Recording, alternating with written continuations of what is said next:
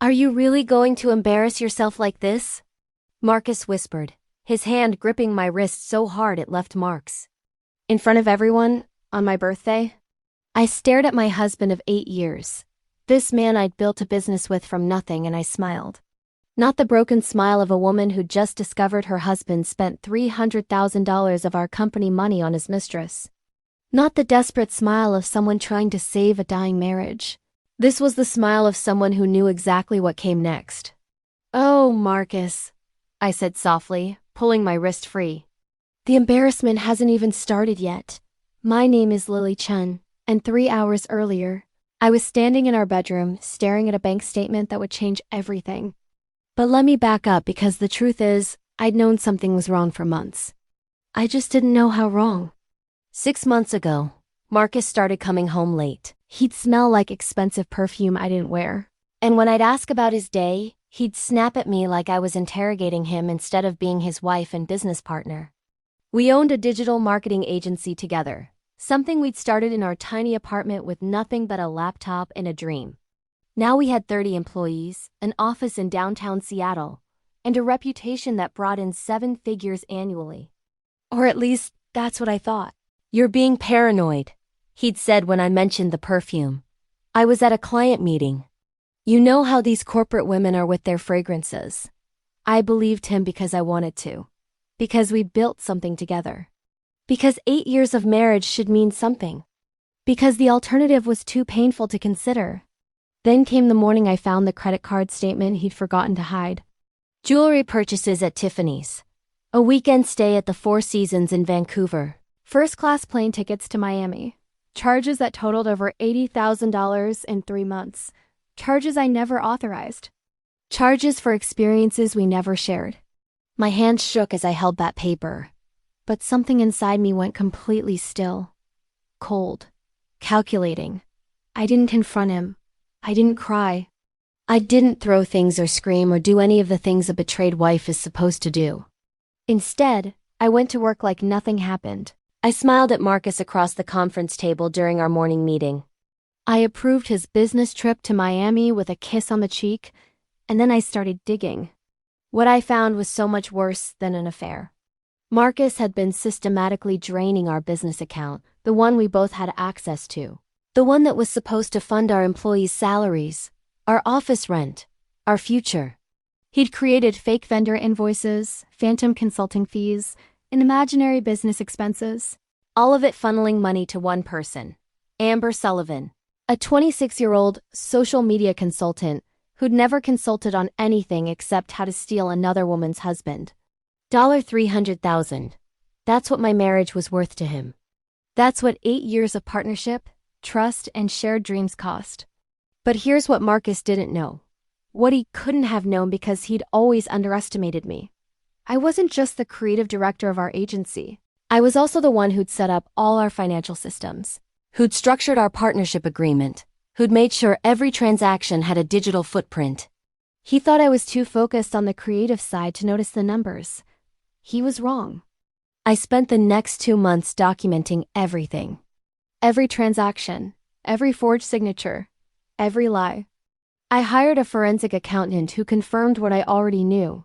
This wasn't just infidelity, it was embezzlement. I contacted a lawyer who specialized in business fraud. I gathered screenshots of text messages between Marcus and Amber that I'd recovered from our shared cloud account, messages where they laughed about how clueless I was, how easy it was to play me. "Once we drain enough," Amber had written, "we can start our own agency and leave her with nothing." Marcus's response: "She never see it coming." Too trusting. I read those messages on a Tuesday afternoon, sitting in my office with the door locked, and I made a decision. Marcus wanted a show, he'd get one, but it would be my show, not his. Which brings us back to tonight. Marcus's 42nd birthday party. 70 guests crammed into our waterfront home. His parents, my parents, our employees, his college friends, business associates, everyone who mattered in our professional and personal lives. String lights hanging over the deck. Catered food from the best restaurant in the city. A custom cake that cost $800. All paid for with my personal account, not our business one, because I'd quietly frozen our joint accounts 2 days ago. Marcus didn't know yet. He'd find out soon enough. Speech! Speech! Someone called out as Marcus stood at the center of the deck. Champagne glass raised, soaking up the attention like he always did. I watched him from across the crowd. This man I'd loved, this man I trusted with everything. He looked so confident, so self-assured, completely unaware that his entire world was about to collapse. My lawyer Jennifer Morrison was standing near the door, exactly where I'd asked her to be. My forensic accountant, David Park, was blending in with the guests, ready to answer any technical questions. And tucked inside my purse was a folder that contained every piece of evidence I'd spent 2 months gathering. Marcus began his speech, thanking everyone for coming, joking about getting older, making everyone laugh with that charm that had first attracted me all those years ago. And as I listened to him perform, I realized something. I wasn't nervous. I wasn't scared. I was ready, because the man standing there, basking in applause, had no idea that the woman he'd betrayed wasn't going to quietly disappear. If this story about justice, betrayal, and the sweetest revenge is pulling you in, don't forget to subscribe to the channel, because what happens next is something Marcus will never forget. The thing about betrayal is that it never happens all at once. It's a slow erosion, like water wearing down stone. You don't notice until suddenly there's a canyon between you and the person you thought you knew. Marcus and I met 10 years ago at a startup pitch competition in San Francisco. I was 26, presenting my idea for a data-driven marketing platform. He was 28, sitting in the front row, and when I finished, he was the first person to stand and applaud. After the presentation, he bought me coffee and spent 3 hours telling me how brilliant my ideas were, how he'd been searching for someone with exactly my vision. We could do something incredible together, he'd said, his eyes bright with what I thought was genuine excitement. I have the sales experience, you have the creative genius. We'd be unstoppable. 6 months later, we launched Chun and Associates. 8 months after that, he proposed. My parents were hesitant, traditional Chinese immigrant parents who thought I was moving too fast, trusting too easily. But I was in love with the dream we were building together, and maybe a little bit in love with him too. Just be careful, Balbal. My mother had said the night before the wedding, using her pet name for me. Business and marriage, they don't always mix well. Make sure you protect yourself. I'd laughed it off, told her she worried too much. I was so naive. The first 3 years were good. We worked 18-hour days, slept in the office sometimes, celebrated every new client like we'd won the lottery. We were a team. Partners in every sense of the word. He handled sales and client relations. I managed creative and operations. It worked because we trusted each other completely, or at least, I trusted him. Looking back now, I can see the signs I missed. The way he'd started taking solo meetings with high-value clients without including me. How he'd grown defensive when I asked about specific expenses. The subtle shift in how he introduced me at networking events, from my wife and business partner to just my wife to sometimes not introducing me at all. You're better behind the scenes anyway, he'd said when I mentioned it. You're the creative brain. I'm the face of the company. That's how this works. I'd accepted it because our revenue was growing. Because our client list was impressive. Because I was too busy actually running the business to notice that Marcus had slowly positioned himself as the sole public representative of something we'd built together. Amber entered our lives 8 months ago, though I didn't know her name then. Marcus announced at a staff meeting that we were hiring a social media growth strategist to expand our digital presence. She walked in the next Monday morning wearing a designer dress that probably cost more than our junior employees made in a month. Her blonde hair perfectly styled, her smile bright and confident. "This is Amber Sullivan," Marcus had said, his hand resting on her lower back in a way that should have sent alarm bells ringing. "She's going to revolutionize our social media strategy." I'd smiled, shaken her hand, welcomed her to the team like the professional I was. I didn't see the way she looked at my husband when she thought no one was watching. Didn't notice how their strategy sessions always seemed to run late, how they'd return from client lunches with inside jokes and matching smiles. My assistant, Rachel, tried to warn me 3 months in. She knocked on my office door one afternoon, her face troubled, clearly wrestling with whether to speak up. "Lily, I don't want to overstep, But. She'd paused, choosing her words carefully. I think you should know that Marcus and Amber have been spending a lot of time together. Like, a lot. And it's not just work stuff.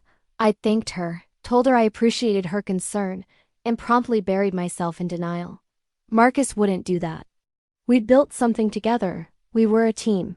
Successful couples learn to separate professional jealousy from personal trust. Except it wasn't jealousy, and it definitely wasn't professional. The night I found the credit card statement was the night the scales fell from my eyes. I'd gone into Marcus's home office looking for the insurance documents we needed for our accountant. That's when I saw it, printed out and left carelessly on his desk. $80,000 in 3 months. None of it business expenses, all of it personal indulgence. With Amber, my hands were shaking so hard I could barely hold the paper. But as I stood there in his office, surrounded by the awards and photos from our success, not just his, something clicked into place. All those late nights, all those client meetings, all those times he'd come home smelling like someone else's perfume and accused me of being paranoid when I mentioned it. I pulled out my phone and started taking pictures. Every page of that statement, every charge, every date. Then I carefully put everything back exactly as I'd found it. That's when I became someone else, someone methodical, someone patient, someone who understood that the best revenge isn't served hot, it's served cold, calculated, and completely devastating. Over the next 8 weeks, I transformed into a detective investigating my own life. I installed recovery software on our shared cloud account and found months of deleted text messages between Marcus and Amber, messages that made my stomach turn. She's working late again, Marcus had written. So clueless. Meet me at the usual hotel? Amber's response. Your wife really doesn't notice anything, does she? It's actually kind of sad. She's too focused on the creative stuff to pay attention to the numbers. Makes everything easier. When are you going to leave her? After we drain enough from the business account. I'm setting up phantom consulting contracts now. Another few months and we'll have enough to start our own agency. Then we can cut her loose with nothing. I read every message 3 times, my coffee going cold, my chest so tight I could barely breathe.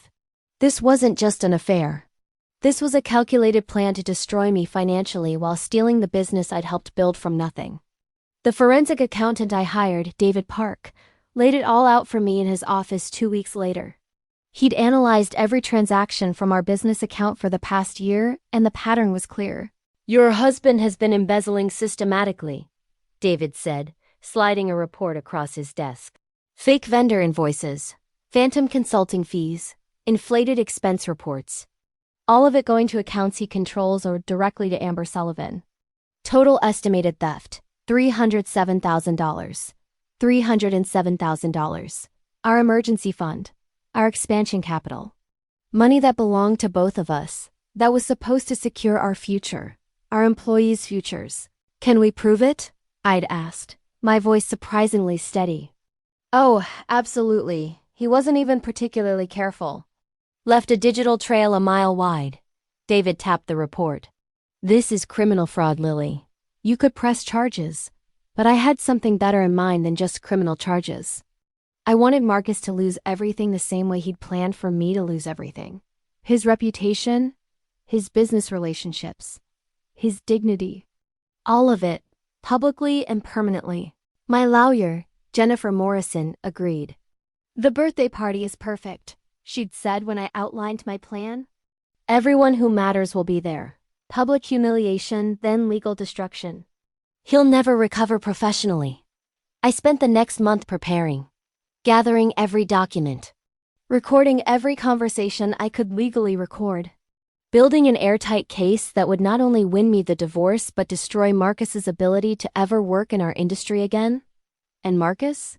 He had no idea. He was too busy planning his escape with Amber, too confident in his own cleverness to notice that his wife had become someone new, someone stronger. Someone who understood that the best way to beat a cheater wasn't to play their game, it was to flip the entire board. The night before his birthday party, Amber sent him a text. Tomorrow's the big day. Can't wait to celebrate with you properly after the party.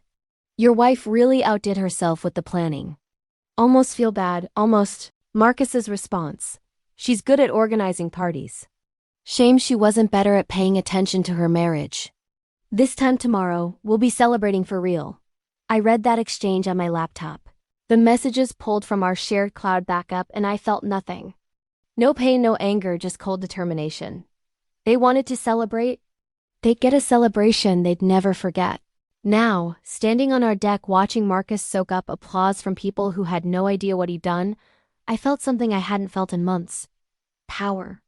Not the kind that comes from money or status, but the kind that comes from knowing exactly what you're going to do and having all the ammunition you need to do it perfectly.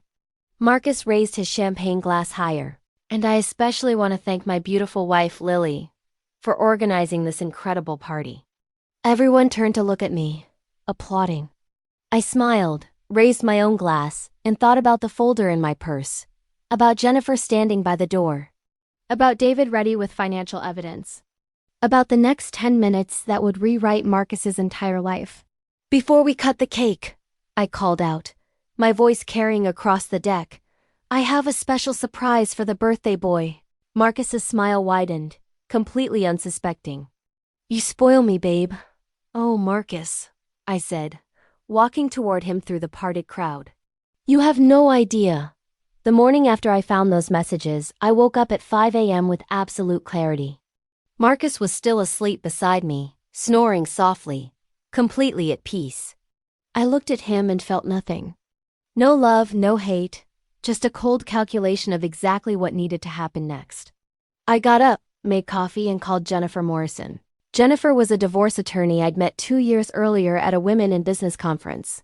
She'd given a presentation on protecting yourself in business partnerships, especially when those partnerships involved romantic relationships. At the time, I thought her advice was cynical. Now I understood it was survival. Lily? Jennifer answered on the second ring, her voice alert despite the early hour. Everything okay? I need your help, I said quietly, stepping onto our balcony where Marcus couldn't hear. My husband is embezzling from our business and planning to leave me with nothing.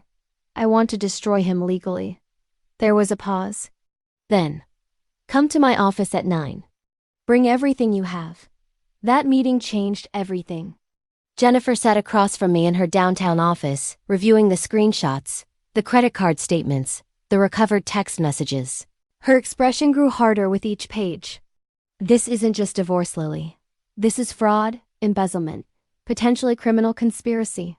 She looked up at me. How public do you want this to be? As public as possible, I said without hesitation. I want everyone to know what he did. His family, our employees, every business contact we have. I want his reputation destroyed so thoroughly he can never recover. Jennifer smiled. It wasn't a nice smile. Then we're going to need a forensic accountant. I know someone perfect. That's how I met David Park, a former FBI financial crimes investigator who now worked as a private forensic accountant. Within 2 weeks, he traced every dollar Marcus had stolen, identified patterns of fraud going back 8 months, and built a case that could hold up in any court. Your husband is arrogant, David told me, sliding a thick report across the conference table. He didn't even try to hide most of this. Fake invoices with obvious patterns, consulting fees to companies that don't exist, expense reports that contradict each other. It's like he thought you'd never look. He thought I was too focused on the creative work to notice the numbers. I said, feeling that cold anger settle deeper. He told Amber I was clueless. Well, he's about to find out how wrong he was. David tapped the report. This gives us everything we need. Criminal charges, civil suit, divorce proceedings. Take your pick. All of it, I said. I want all of it, but I couldn't move too fast. If Marcus suspected anything, he'd start hiding assets, destroying evidence, preparing his own defense. So I became an actress in my own life. Every morning, I woke up next to my husband and smiled. I made him coffee exactly how he liked it. I kissed him goodbye when he left for his client meetings with Amber. I attended our staff meetings and pretended not to notice how his hand lingered on her shoulder, how they exchanged knowing glances across the conference table. It was the hardest performance of my life. You seem different lately, Marcus said one evening about 3 weeks into my investigation. We were having dinner at home, something we rarely did anymore. Happier, maybe? I looked up from my pasta, my heart racing, wondering if he'd somehow figured it out. Just excited about the new campaign we're launching. Why? No reason. He studied me for a moment. You're just less clingy, less needy. It's good.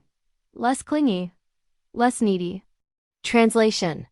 I'd stopped asking where he went or who he was with, stopped trying to fix whatever was broken between us. He thought I'd given up, accepted my role as the oblivious wife while he and Amber planned their future. Perfect. But maintaining that facade while watching them together was torture. Like the afternoon I walked past Marcus's office and heard them laughing. The door was slightly open, and I could see Amber sitting on the edge of his desk, her hand on his knee. She actually thanked me today for bringing fresh ideas to the team, Amber was saying, her voice dripping with mockery. Can you believe it? She has no idea I'm planning to take her entire client list when we leave. Marcus laughed. That's my girl. Strategic and beautiful. When are you going to tell her about us? About the new agency? After we drain a bit more from the accounts. I want enough cushion that even if she fights the divorce, we'll be set. Another month, maybe 2. I'd stood frozen in the hallway. My hands clenched so tight, my nails drew blood from my palms. But I didn't burst in. Didn't confront them. I simply pulled out my phone. Started a voice memo app I'd installed specifically for moments like this, and recorded every word from the hallway. Evidence. It was all evidence. Rachel, my assistant, became an unexpected ally. She'd noticed things too. The way Marcus and Amber disappeared together. The expensive gifts that appeared on Amber's desk. The hotel charges on company credit cards. I know something's going on, Rachel said quietly one afternoon when we were alone in my office. And I know you know too. Just ... If you need anything, documentation, records, whatever, I'm here. I'd almost cried. Almost broke character and told her everything. But I couldn't risk it. Couldn't let anyone know what I was planning until it was too late for Marcus to stop it. Thank you, I'd said instead. But I've got it handled. The hardest part was the money. Watching Marcus drain our accounts, steal from the business we'd built together, knowing I had to let it continue long enough to build an airtight case. Every fraudulent transaction made me sick. But everyone also added to the evidence that would bury him. Jennifer kept me focused. I know it's painful, she said during one of our weekly strategy sessions. But the more he takes, the worse it looks for him in court. Let him hang himself with his own greed. So I watched. And I documented. And I waited. Meanwhile, Marcus grew bolder. He started bringing Amber to client dinners, introducing her as our senior strategist, even though she'd done almost no actual work. He took her on business trips that had no business purpose. He bought her a car, a BMW, charged to our company account as a consultant vehicle. You don't mind, do you? He'd ask me casually when I saw the expense report. She needs reliable transportation for client meetings. Of course not, I'd said, smiling. Whatever's best for the business. He'd looked almost disappointed that I didn't fight. Didn't question. Didn't care. But I was caring for the evidence. Every receipt, every charge, every lie. It was all going into the folder that would destroy him. 2 months into my preparation, Marcus announced he wanted to throw himself a big birthday party. Nothing too crazy, he'd said. Just close friends, family, business associates, maybe 70 people. I'd smiled and agreed to organize everything, knowing this was perfect. Better than perfect. I'd have everyone who mattered in our professional and personal lives in one place, witnessing what came next. You're the best at this stuff, Marcus had said, kissing my forehead like I was a useful assistant rather than his wife. Make it special, okay? Oh, it'll be special, I'd promised.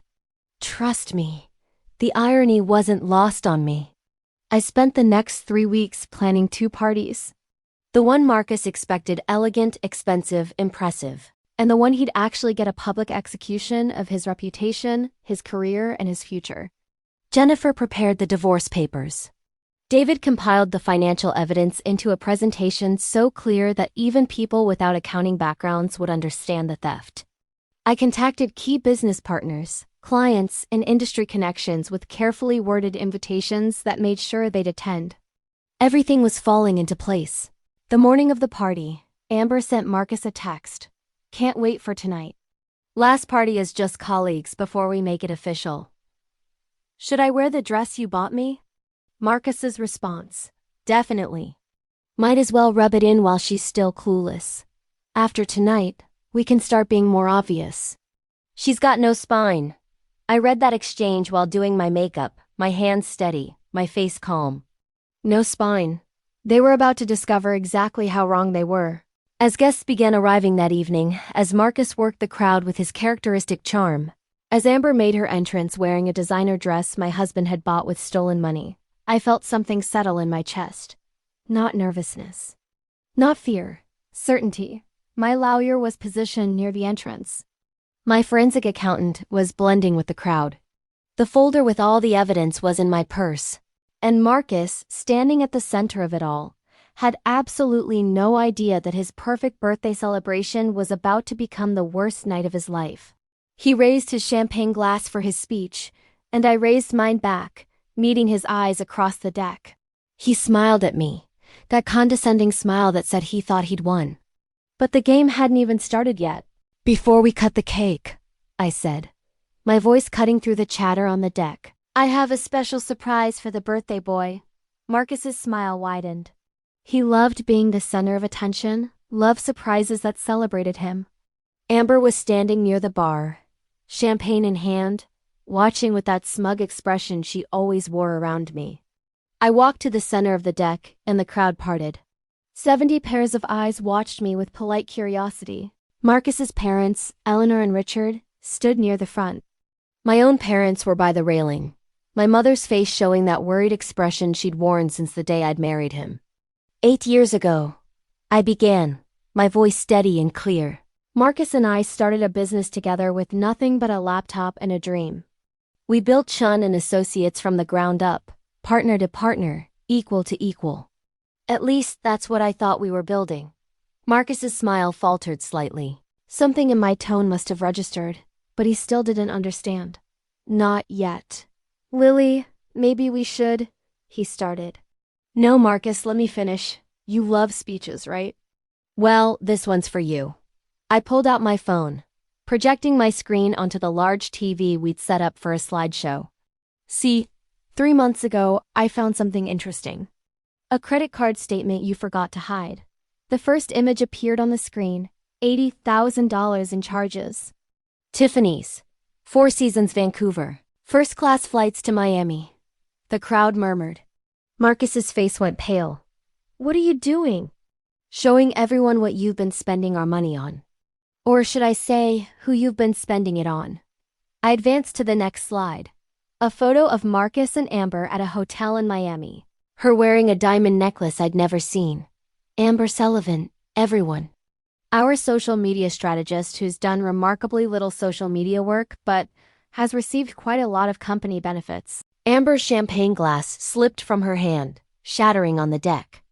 Every eye in the crowd turned to look at her. "This is insane," Marcus said, his voice shaking. "You're embarrassing yourself." "Oh, I'm just getting started." I clicked to the next slide. Bank statements showing systematic withdrawals. See, what really interested me wasn't just the affair. It was where the money was coming from. Our business account, Marcus. The one we both control. The one that pays our employees' salaries. Jennifer Morrison stepped forward from her position near the door, her presence immediately commanding attention. She was wearing a sharp black suit and carrying a leather folder. "Over the past 8 months," I continued, "my husband has embezzled $307,000 from Chun and Associates. Fake vendor invoices, phantom consulting fees, inflated expense reports.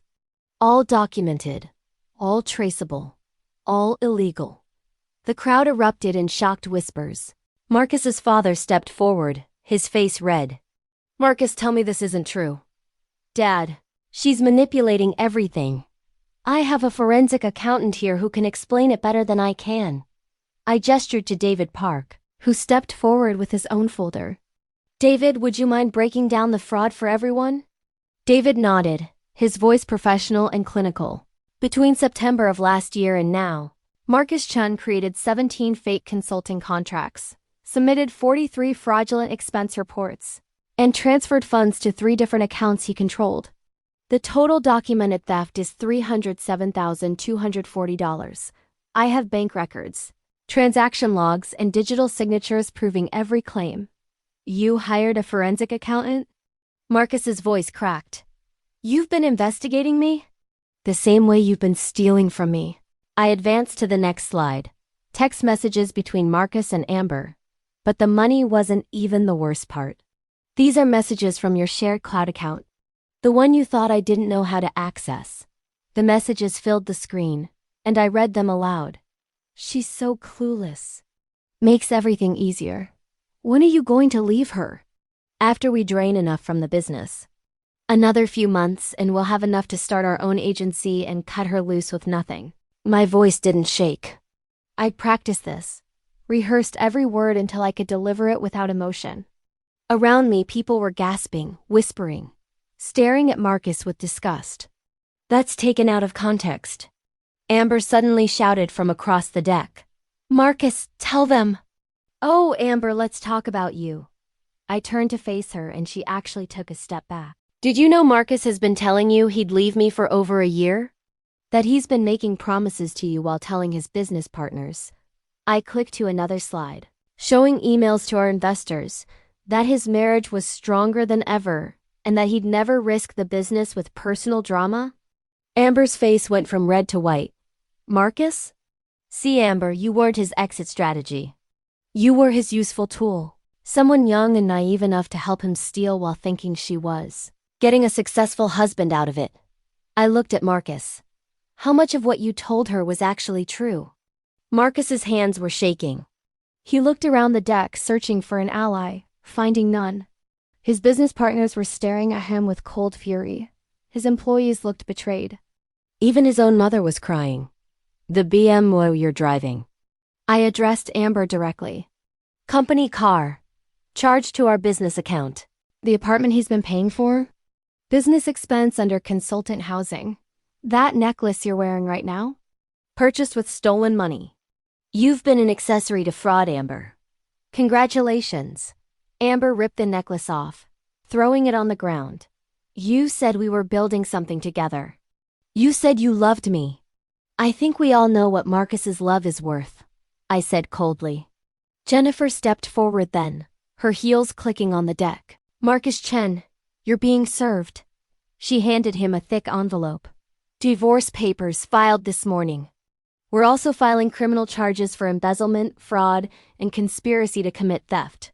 Marcus's hands shook as he opened the envelope. You can't do this. Half of that business is mine. Was yours, Jennifer corrected. The partnership agreement you signed, the one Lily drafted when you started the company, includes a clause stating that any partner engaging in criminal activity or fiduciary misconduct forfeits their ownership stake. It's on page 17, section 4. You signed it 8 years ago. I watched the realization hit him. He'd never read that agreement carefully, had trusted me to handle the legal details while he focused on the big picture. Our business partners have already been briefed, I continued. Stephen and Rachel are taking over your client accounts. Your company email has been deactivated. Security will pack your office on Monday. As of right now, you are no longer part of Chun and Associates. You can't just kick me out of my own company. Your company? My voice turned to ice. I built that company, Marcus. I created every system, every process, every client relationship foundation. You were just the salesman. And now you're not even that. David stepped forward with another folder. We've also frozen all joint accounts pending criminal investigation. The house is in both names. But given the documented abuse of shared assets, the court has granted Lily exclusive use of the marital home. You have 24 hours to remove your personal belongings. Marcus looked around desperately. His father was shaking his head. His mother was sobbing. His friends were backing away like he had something contagious. Even Amber was edging toward the exit, clearly realizing she wanted no part of what came next. All of you planned this, Marcus said, his voice breaking. This whole party was just to humiliate me. No, Marcus. This party was to show everyone who you really are. The humiliation is just a natural consequence. I looked around at the crowd. I'm sorry you all had to see this, but I needed witnesses. I needed everyone to know the truth about what he did, who he really is. So he could never spin this into something where I'm the villain and he's the victim. If you're watching this and thinking about how important it is to document everything when someone betrays you, you're absolutely right. Subscribe to see how this all ends, because Marcus's consequences are just beginning. Marcus's face crumpled then, the arrogance finally breaking. Lily, please, we can talk about this. We can fix this. Fix what, exactly? The theft? The lies? The affair? The plan to destroy me financially? I stepped closer to him and he actually flinched. You told Amber I had no spine. But I was too clueless to notice what you were doing. But I noticed everything, Marcus. Every lie, every transaction, every cruel word. I just let you think you were winning while I built the case that would destroy you. I loved you, he whispered. No, you didn't. You loved what I could do for you. There's a difference. I turned to Jennifer. Are we done here? One more thing.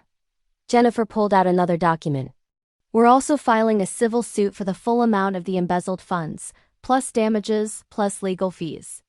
Given the evidence, we expect to win a judgment of approximately $500,000. Your assets will be seized to cover it. Marcus sank into a chair, his head in his hands. Around us, guests were quietly leaving, some stopping to squeeze my shoulder or whisper words of support, others just fleeing the awkwardness. Within 10 minutes, the deck had cleared except for Marcus, Amber, Jennifer, David, and me. You destroyed me, Marcus said, looking up at me with red eyes. No, Marcus. You destroyed yourself. I just made sure everyone knew about it. Amber spoke for the first time in minutes, her voice small. What about me? That depends, Jennifer said. Are you willing to testify against Marcus in the criminal proceedings? If so, we might be able to work out immunity for your cooperation. Amber looked at Marcus, who wouldn't meet her eyes. Then she looked at me. He told me you were cold, that you didn't understand him, that you were holding him back, and you believed him because you wanted to, I said. We both loved a man who didn't exist. She nodded slowly, tears streaming down her face. I'll testify. I'll tell them everything. Marcus's head snapped up. You can't. Watch me, Amber said, and walked away. 6 months later, I stood in the conference room of what was now officially called Chun Creative Group, looking out at the Seattle skyline. Same office, same view, completely different company. Marcus was gone. Not just from the business, but from every aspect of professional life in our industry. The criminal charges had stuck embezzlement, fraud, conspiracy. He'd pleaded guilty to avoid trial, probably because Amber had indeed testified against him, providing details even I hadn't known about. Falsified tax documents, hidden offshore accounts. A pattern of fraud that went back further than anyone had realized. He got 18 months in federal prison and 5 years probation. But the prison sentence was nothing compared to what happened to his reputation. Every business publication in the Pacific Northwest covered the story. Tech entrepreneur sentenced for embezzling from company he co-founded. The details were public record. And journalists had a field day with the birthday party confrontation that dozens of witnesses eagerly described. His business partnerships dissolved overnight. The investors he'd charmed for years wanted nothing to do with him. His college friends, the ones who'd stood on that deck watching him crumble, stopped returning his calls. Even his parents, though they still loved him, couldn't hide their shame. He's asking if you'd be willing to write a character reference for his parole hearing. Jennifer had told me last month, her voice carefully neutral. I'd laughed. Actually laughed. Tell him I'll be happy to write an honest assessment of his character. Somehow I don't think that's what he wants. She'd smiled. I'll take that as a no. Meanwhile, Chun Creative Group was thriving in ways I'd never imagined. Without Marcus's ego and constant need for validation, we'd restructured the company around actual talent and merit. Rachel became my Q, handling operations with an efficiency Marcus had never managed. We promoted 3 junior designers to senior positions. We'd hired a new sales director who actually believed in building relationships instead of just closing deals. And our revenue? Up 43% in 6 months. Clients who'd worked with us because of Marcus's sales pitch stayed because they loved the actual work we delivered. New clients came because word spread about what had happened, not the scandal, but what came after. A woman who'd rebuilt her company from betrayal into something stronger, better, more ethical. I'd been invited to speak at 3 industry conferences about business ethics and protecting yourself in partnerships. Every speech ended with standing ovations and women coming up to me afterward with tears in their eyes, sharing their own stories of betrayal and asking how I'd found the strength to fight back. "You showed us it was possible," one woman had said at a conference in Portland. "You showed us we don't have to accept being victims." That's when I realized the birthday party confrontation, as painful and terrifying as it had been in the moment, had been exactly the right choice. Not just for me, but for everyone who'd watched Marcus face consequences for his actions. In a world where powerful men often escaped accountability, I'd made sure this one didn't. My parents had been worried at first, concerned about the public nature of it all. But my mother had called me 2 weeks after the party with tears in her voice. "I'm so proud of you, Babal," she'd said. "You were strong when I thought you'd be broken. You fought when I thought you'd given up. You became who I always knew you could be." That meant more to me than any business success ever could. The civil suit had concluded last month. The judge awarded me the full $500,000 plus legal fees, which meant Marcus would be paying me for years. His assets had been seized. The luxury car he'd bought with stolen money, the watch collection, even the expensive suits. All of it liquidated to pay what he owed. He'd moved back in with his parents, a 42-year-old man sleeping in his childhood bedroom, working a minimum wage job at a retail store because no one in our industry would hire him. I knew this because Seattle's business community was small and word traveled fast. Did I feel bad about it? Sometimes, late at night, I'd remember the man I'd married. The one who'd seemed so full of dreams and ambition, who'd made me believe we were building something meaningful together. That man hadn't been real, but the grief for who I'd thought he was still surfaced occasionally. But then I'd remember the text messages, the mockery, the calculated cruelty of planning to leave me with nothing while stealing everything we'd built together. And the sympathy would evaporate. Marcus had made his choices. These were simply the consequences. Amber had disappeared entirely. Last I'd heard, she'd moved to another state, changed careers, was working in retail management somewhere far from Seattle. Her testimony had kept her out of prison, but her reputation in the marketing world was as destroyed as Marcus's. No one wanted to hire someone who'd participated in embezzling from her own employer, even if she'd been manipulated into it.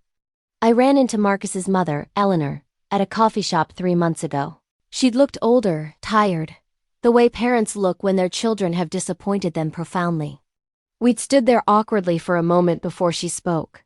"I'm sorry," she'd said quietly, "for what he did to you. For not seeing it sooner. You couldn't have known," I'd replied, and I meant it. "He fooled all of us. You were always too good for him," Eleanor had said, her eyes filling with tears. "I knew it the day you got married, but I thought maybe he'd rise to meet you. Instead he tried to drag you down. We'd hugged briefly, and then gone our separate ways. I bore her no ill will. She wasn't responsible for her son's choices." Today, standing in this conference room preparing for a pitch to our biggest potential client yet, I thought about the woman I'd been a year ago. The one who'd found that credit card statement and felt her world collapsing. The one who'd been so scared, so lost, so convinced she had no power. I barely recognized her now. The woman I'd become was stronger, sharper, absolutely unwilling to be underestimated ever again. I'd learned that the best revenge isn't just destroying the person who hurt you, it's building something so successful, so undeniable, that your triumph becomes the story people tell instead of your trauma. Rachel knocked on the conference room door. "They're here. You ready?" "Ready," I said, grabbing my presentation materials. As I walked to meet our potential clients, I passed the wall where we'd hung our company awards and achievements. There was a new one from last month. Fastest growing marketing agency in the Pacific Northwest. Right below, it was a framed quote I'd hung there myself. The best revenge is massive success. Frank Sinatra Marcus had tried to destroy me. Instead, he destroyed himself while teaching me exactly how strong I could be. He'd thought I was weak, clueless, too trusting to fight back. He'd underestimated me so completely that he'd handed me every weapon I needed to dismantle his entire life. And I'd used every single one. Some people might say I was too harsh, too public, too unforgiving. But those people weren't the ones who'd been betrayed by their partner, stolen from, mocked behind their back, and planned to be discarded like garbage.